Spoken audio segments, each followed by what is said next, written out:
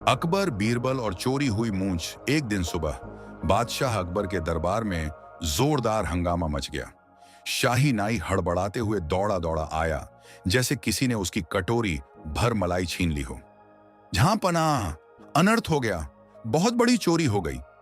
नाई हांफते हुए बोला। अकबर चौंक गए। क्या हुआ? किसी को अगवा कर लिया गया? कोई दुश्मन हमला कर बैठा?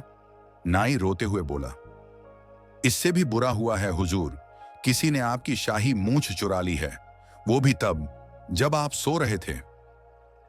दरबार में सन्नाटा छा गया। सारे दरबारी बादशाह के चेहरे को टकटकी लगाकर देखने लगे और सच में उनकी शानदार रेशमी टेढ़ी मेढ़ी शाही मूंछें नदारत थीं। अकबर गरजे, किसकी इतनी हिम्मत हुई कि मेरी मूंछ चुरा ले? अगर चोर पकड़ा नहीं गया तो सबकी खैर नहीं।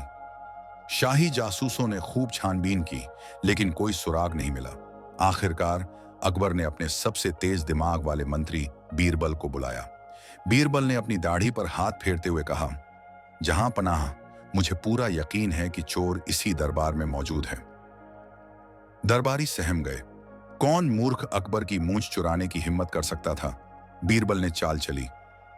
आज रात मैं शाही जिन्न को बुलाऊंगा, वो हमें चोर का नाम बताएगा, लेकिन उससे पहले सभी को इस जादुई डिब्बे में हाथ डालना होगा। सुबह होते ही चोर के हाथ काले हो जाएंगे। डर के मारे सभी दरबारी सहमे सहमे सोने चले गए, लेकिन एक मंत्री जो असली चोर था सोचने लगा, अगर मैं डिब्बे को छूंगा ही नहीं तो मेरे हाथ काले कैसे होंगे? और उसने चुपचाप डिब्बे को छूने से बचा लिया। सुबह होते ही बीरबल ने सभी के हाथों का निरीक्षण किया।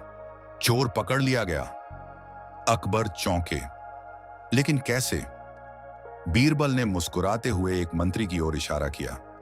सभी के हाथ काले हैं क्योंकि मैंने डिब्बे में कालिख लगा रखी थी, लेकिन इस आदमी के हाथ साफ हैं क्योंकि उसने डर के मारे डिब्बे को छुआ ही नहीं। यही असली चोर है। गुनहगार मंत्री घुटनों के बल गिर पड़ा। मुझे माफ कर दीजिए जहांपनाह, मैं तो बस आपकी मूंछ के बालों को सौभाग्यशाली बताकर व्यापारियों को बेचना चाहता था। अकबर हंस पड़े, लेकिन उन्होंने मंत्री को सजा सुनाई और मूंछ तुरंत लौटाने का हुक्म दिया।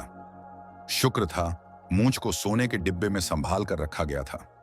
नाई ने शहद और गोंद से मूंछ फिर से चिपका दी और बादशाह फिर से अपने पुराने रौब में आ गए। अकबर ने हंसते हुए कहा, बीरबल, तुम्हारी चालाकी का जवाब नहीं। बीरबल मुस्कुराते हुए बोले, और यह मंत्री इतिहास का पहला आदमी होगा जो रंगे हाथों पकड़ा गया, लेकिन उसके हाथ बिल्कुल साफ थे।